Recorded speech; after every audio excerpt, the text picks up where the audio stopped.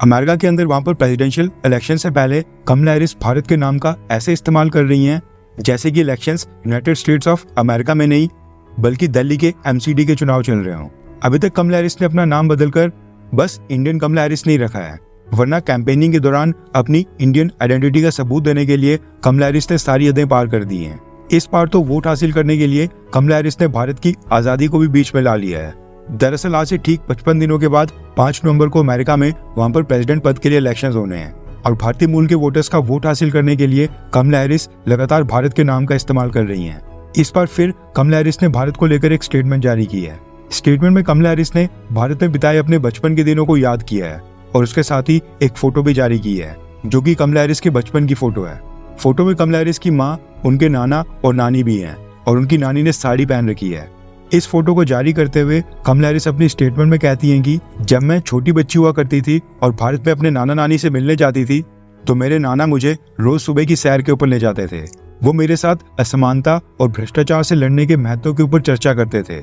यानी कि कमला हैरिस ने अपने भारतीय नाना से सीखा है कि भ्रष्टाचार और करप्शन से कैसे लड़ना है और ये कितना जरूरी है और हम सबको असमानता के खिलाफ लड़ाई लड़नी चाहिए। इसके आगे कमला हैरिस ने अपने नाना को याद करते हुए कहा कि उनके भारतीय नाना एक रिटायर्ड सिविल सर्वेंट थे जो भारत की आज़ादी के आंदोलन का भी हिस्सा थे। यानी कि कमला हैरिस के नाना ने ब्रिटिशर्स के खिलाफ भारत की आज़ादी की लड़ाई लड़ी थी। इसके आगे कमला हैरिस ने कहा है कि उनकी नानी ने पूरे भारत में यात्रा की और हाथ में लाउड स्पीकर लेकर महिलाओं के बर्थ कंट्रोल यानी कि अबॉर्शन के अधिकार के लिए लड़ाई लड़ी और बाकी महिलाओं के साथ भी बातचीत की। कमला हैरिस आगे कहती हैं कि मेरे नाना नानी में पब्लिक सर्विस यानी कि आम लोगों की सेवा और बेहतर भविष्य के लिए समर्पण और लड़ाई लड़ने की जो भावना थी वो आज भी मेरे अंदर जिंदा है। ये कहना है कमला हैरिस का, जो दावा करती हैं कि वो भारतीय मूल की हैं और उनके अंदर भारतीय संस्कृति और भारतीय मूल कूट कूट के भरे हैं।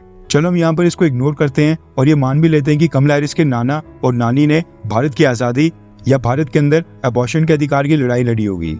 लेकिन सवाल यहाँ पर ये उठता है कि अगर कमला हैरिस को भारत से इतना ही प्यार है तो अपने वाइस प्रेसिडेंट पद के कार्यकाल के दौरान उन्होंने एक बार भी भारत की यात्रा क्यों नहीं की? भारत और अमेरिका के रिश्ते मजबूत करने के लिए उन्होंने आखिरकार क्या किया? और उनके वाइस प्रेसिडेंट रहते हुए क्यों जो बाइडेन ने प्रेसिडेंट बनने के बाद 2 साल तक भारत में अपना कोई एम्बेसडर तक नियुक्त नहीं किया? कमला हैरिस यहाँ पे इंडिया के नाम के ऊपर वोट इसलिए मांग रही हैं क्योंकि अमेरिका की काफी सारी स्टेट्स में जीत का जो मार्जिन होता है वो साउथ एशिया और इंडियन ओरिजिन के वोटर्स की संख्या से काफी कम होता है।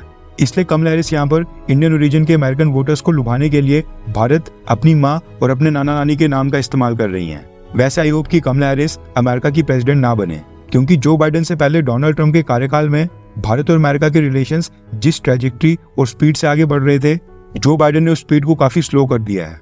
And no doubt Kamala Harris भी वही करेंगी, ताकि ऐसा नहीं लगे कि भारत के साथ लिंक्स के कारण कमला हैरिस भारत को स्पेशल ट्रीटमेंट या फिर फेवर कर रही हैं। हो सकता है कि अपनी न्यूट्रल अप्रोच दिखाने के लिए कमला हैरिस भारत के ऊपर सैंक्शंस तक थोप दें या फिर कोई स्ट्रिक्ट एक्शन लें। इसलिए भारत के लिए डोनाल्ड ट्रंप का जीतना ज्यादा फायदेमंद साबित होगा।